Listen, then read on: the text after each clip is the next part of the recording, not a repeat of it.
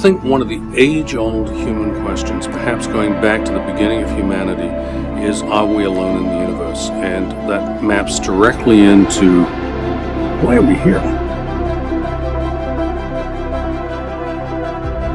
We're going back to the dawn of the solar system. We're looking for clues as to why Earth is a habitable world. This rare jewel in outer space that has oceans, it has a protective atmosphere. We think all of those materials were brought by these carbon-rich asteroids very early in our planetary system formation. And of course, the biggest question, the one that drives my scientific investigations, is the origin of life. What is life? How did it originate? And why was the Earth the place that it occurred? 4, 3, Launching 2, in 2016 1. seemed like the highlight of my career at the moment, but it was really just the beginning of getting us to this incredible world, this small asteroid named Bennu. It's a stunning celestial object, and its shape is particularly intriguing. It literally is a droplet made out of rock, gravel, and boulder that are barely held together by their own microgravity. And it was amazing to have our spacecraft visiting this celestial neighbor for over 2 years.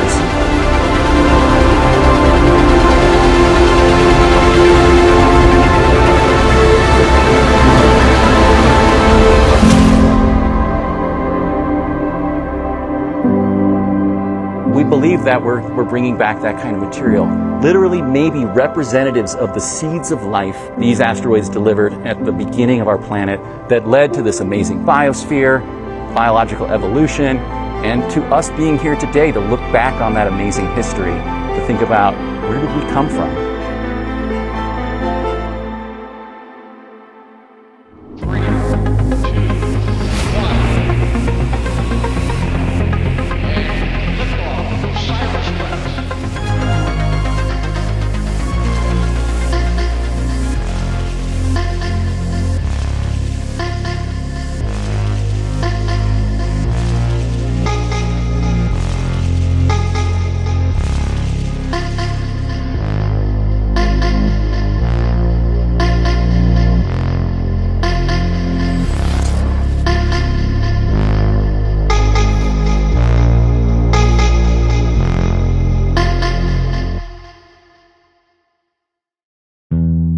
Before we get into the action, though, tell me, Jim, what are you most excited about? Lauren, it's the masterpiece of engineering we have here. Just think about this. In 50 years, we've gone from bringing things on the moon back with crews to all robotic sample return for science that's literally beyond words. It's sublime. So we can't wait to see what we're going to learn. We cannot wait.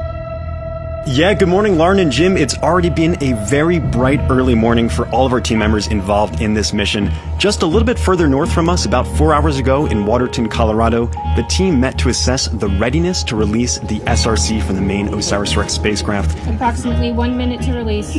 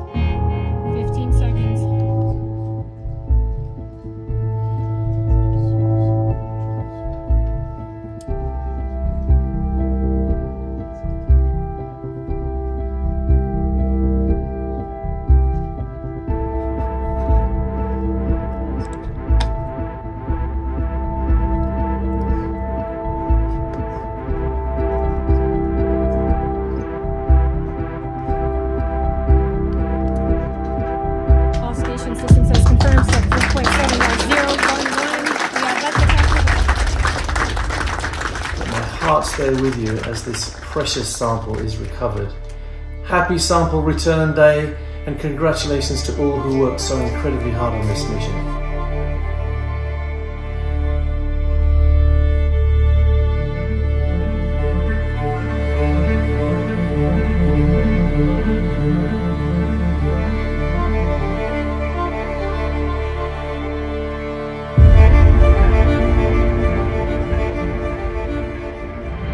seconds. 30 seconds.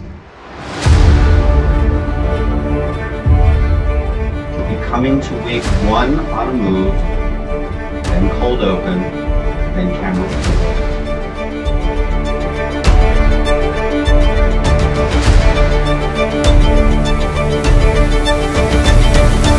15 seconds.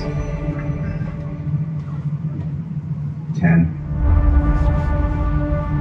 7 more. 6, 5, 4, 3. Standby, cold 2, open. 1. You're looking at live pictures of the sky above the Utah Test and Training Range. In less than an hour, a 4.5 billion-year-old piece of the ancient solar system will be landing here in the desert. This is live coverage of NASA's OSIRIS-REx sample return. Very clear skies this morning as well. As we were actually driving out, I saw a shooting star meteor, and in just a few moments, the SRC itself will be streaking across the skies as we begin to track it. Our high-altitude plane is up in the sky, ready to take images in the infrared of our SRC, and we are here, ready to go to cover all of today's mission events. I'm going to be right here with you all throughout the process as we get closer to that entry, descent, and landing.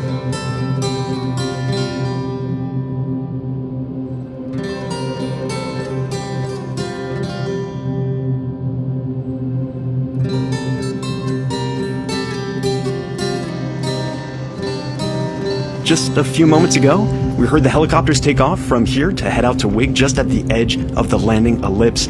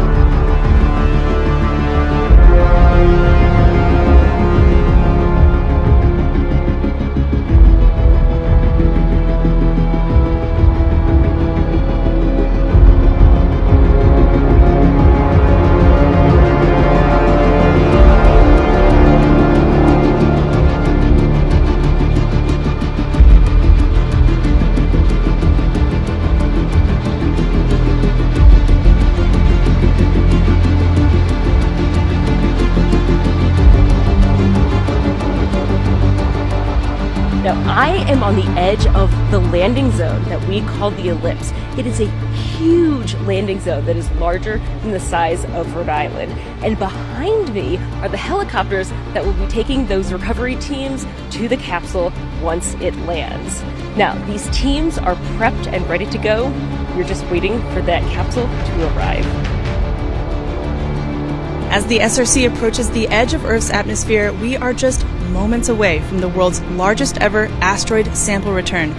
Jim, what are you feeling right now? I am literally tingling all over with exhilaration. This is a small step for a capsule and a giant leap for science. It really is, and if that's one thing we can impart, that is it. This is a huge, huge milestone, a great achievement. So this is it. We are just 15 minutes away from the OSIRIS-REx sample return, a journey of 7 years and nearly 4 billion miles. The work of thousands culminates in this moment. Let's turn it over to our mission commentator, James Traley, to take us through the final moments. James, we're all yours. Yeah, Lauren, buckle up and get ready for the ride of entry, descent, and landing. This is 13 minutes of crazy descent, punishing deceleration of our spacecraft, starting at 27,000 miles per hour when it enters into Earth's atmosphere, and eventually slowing to a leisurely 11 miles per hour as it descends and lands on the Utah Test and Training Range. Recovery operations, helicopters 1 and 2 have arrived at the holding location. So good news, our helicopters are ready to go and begin those recovery operations just as soon as we have confirmation of touchdown here. And as the sun begins to rise in the west coast, the SRC is going to be streaking across the atmosphere above San Francisco, California, about 82 miles in altitude. It's going to be coming in hot, over 5,000 degrees Fahrenheit, almost a couple seconds after it hits that atmosphere. That's about half as warm as the surface of the sun, to give you some context.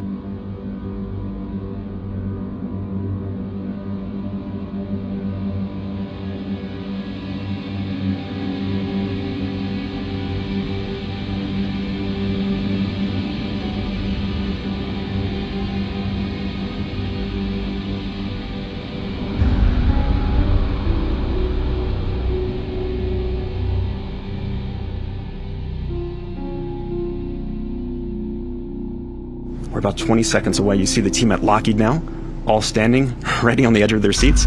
This team, I'll remind you, just a few hours ago, gave that command to release the SRC on this long journey. It's been on its own for 4 hours. There's nothing we can do at this point. It's coming in, rain or shine. EDO milestone. The SRC has entered the Earth's atmosphere. UTTR tracking assets have acquired. And here we go. Start your stopwatch right now. We are 13 minutes of entry, descent, and landing. We have that expected milestone of entering into the Earth's atmosphere. We can see the team at Lockheed, and we actually have a visual now. This is from our infrared tracking camera on the WB-57, our high-altitude plane, at about 47,000 feet MSL, mean sea level, getting a great view of that SRC heating up as it enters into Earth's atmosphere. The punishing deceleration that spacecraft, that SRC, is experiencing right now, as it comes in at about 27,650 miles an hour. You can see it glowing brightly in the sky. And in just a few moments, we're going to reach peak heating and peak deceleration. That's at 32 G-forces, punishing G-force on our SRC. A phenomenal view of that streaking SRC coming in across the sky.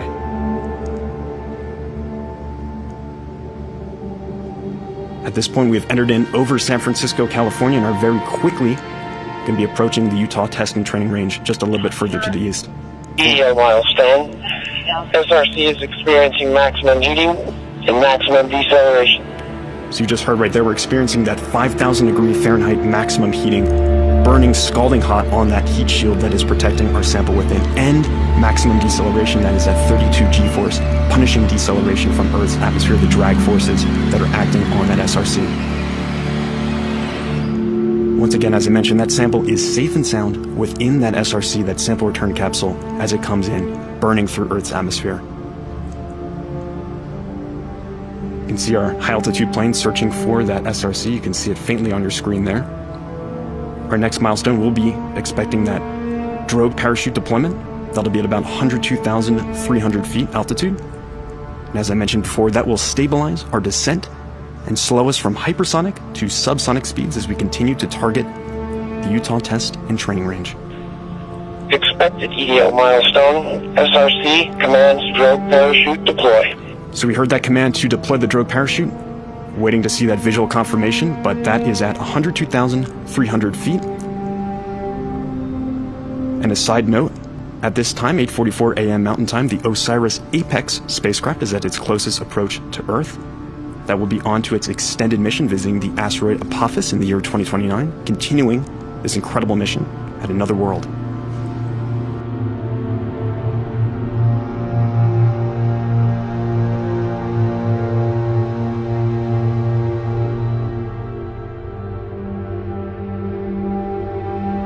Our next milestone, we should be expecting main parachute deployment at around 8:49 a.m. Mountain Time. That will be at around 5,000 feet elevation.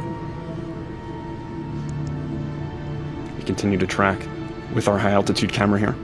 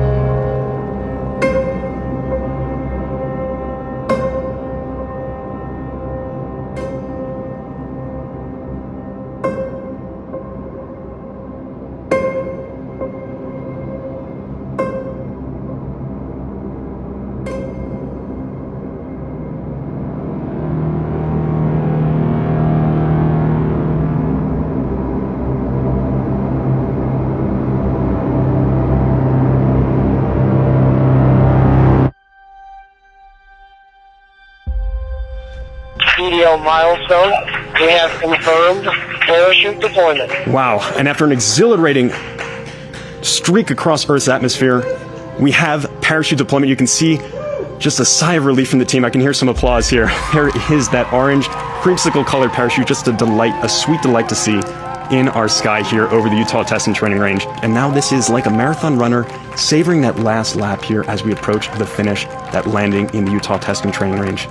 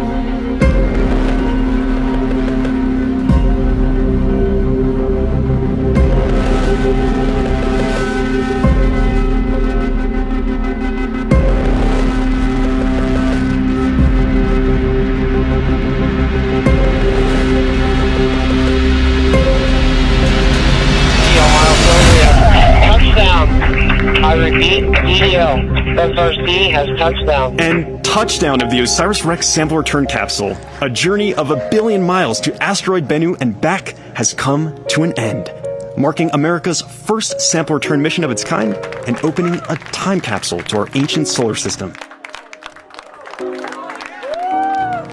And the team can now breathe an immense sigh of relief. We now have the sample return capsule, the SRC, containing pieces of the asteroid Bennu. You see the reaction there just moments ago as they got that sample back on the ground.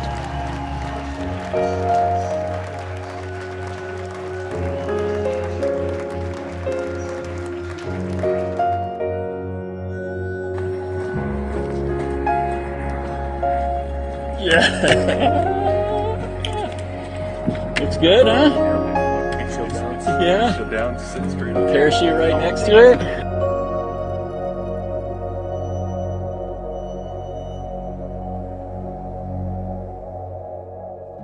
We did it. Not even tilted over. Did it. Not even tilted over. Yeah. Beginning to install the covers.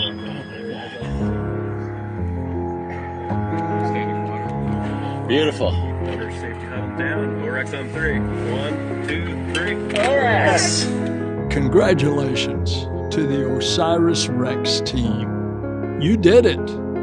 You designed it. You built it. And you carried out the first mission to collect a sample from an asteroid. And after a 2-year journey, it has touched down at the Utah desert.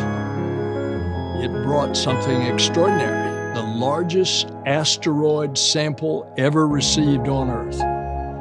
This mission proves that NASA does big things, things that inspire us, things that unite us, things that show really nothing is beyond our reach. It wasn't mission impossible. It was the impossible became possible.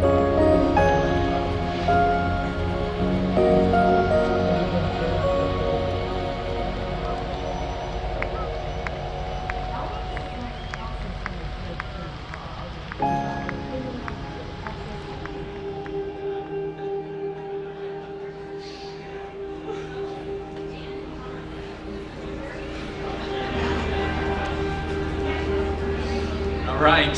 Well, OREX ended just like it began. Absolutely picture perfect.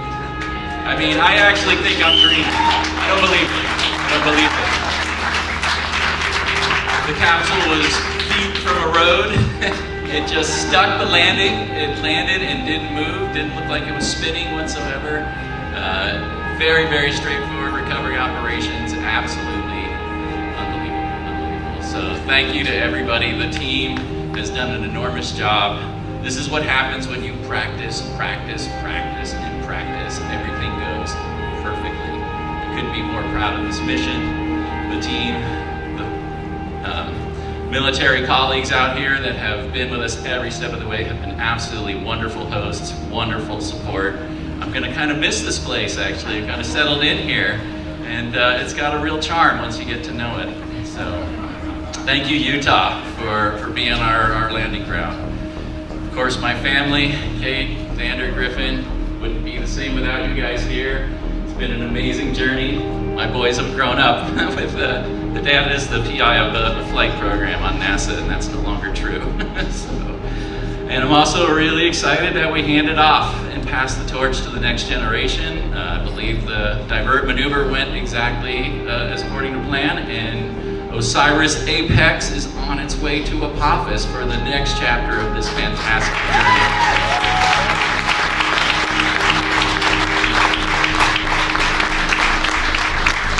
And I cried like a baby in that helicopter when they told me that parachute had been spotted. I tell you what, it was the end of a long, long day. We've been up since about 1:30 this morning with spaceflight activities, and everything went according to plan. So I can't wait to see how they're doing over in the Avery. Hopefully they got that capsule nice and secured and on its way. There we go. Looks like they're getting ready to get to that back shell and see what the treasure looks like inside. So yeah, the best times are ahead of us. I always feel that way.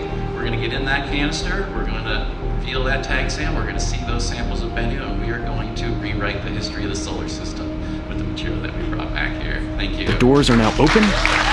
We're entering into the clean room, and that SRC is about to be moved off onto our clean room fixture. This is why we do science, right? To get these kinds of samples, every piece of dust and grain inside that sample return capsule is a PhD thesis waiting to be written. It's a new discovery waiting for us about the origins of the solar system and our place in it. And the vast majority of that sample, more than 70% of that sample, is actually going to be stowed away for future analysis. We did the same exact thing with the Apollo missions when we brought back rocks from the moon. A large quantity of those rocks and dust from the moon our astronauts brought back were stowed away for future generations with the expectation that our technology will continue to improve and improve and improve, and then we'd be able to ask questions that we couldn't even begin to fathom. And now the same thing we'll be doing with the OSIRIS-REx samples that we brought back from the asteroid Bennu. A lot of these will be opened up 50 years from now with scientists who are yet to be born, asking questions we can't even begin to imagine.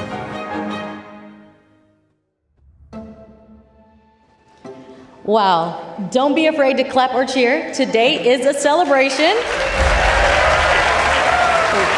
Welcome to the much anticipated OSIRIS-REx sample reveal. So 7 years, almost 4 billion miles of a journey throughout the solar system. Now back, the sample return capsule landed in Utah. Right on the money.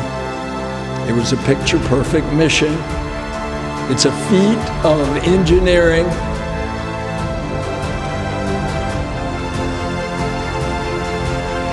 So, you ready to see the results of the mission? Take a peek. Rocks tell you a story, right? And it's the story of Bennu and the history of the solar system that I'm most excited to unravel with the science program. And when we look at the materials, these clay minerals, these carbonates, you had a lot of water moving around in the early solar system beyond what we really expected from our meteorite investigations. You know, when we look at meteorites, we think water moving in very tiny scales, but I imagine a world right at the beginning of the solar system, right in that protoplanetary disk, where you had a lot of ice and a lot of rock and metal and carbon, and radioactivity started heating these things up, and you got massive circulation, what we call a convecting ball of mud, hundreds of miles across. And it's in that environment that I imagine these carbon atoms going through the first stages to the origin of life. And to me, that's the greatest mystery that we're facing right now, is like, how do you go from a ball of mud to something that's alive? Like, what happens when you make that transition? And the deepest desire is that we're gonna make some progress in trying to figure out, what is it? Why is it that we're here, we're alive, we're conscious in this universe? It's such a gift that I hope everybody really stops and thinks about it every once in a while, no matter what your problems are in everyday life. The fact that you're alive and that you're aware on this beautiful planet is something you should be grateful for every day. And that's really where I hope my imagination takes everybody.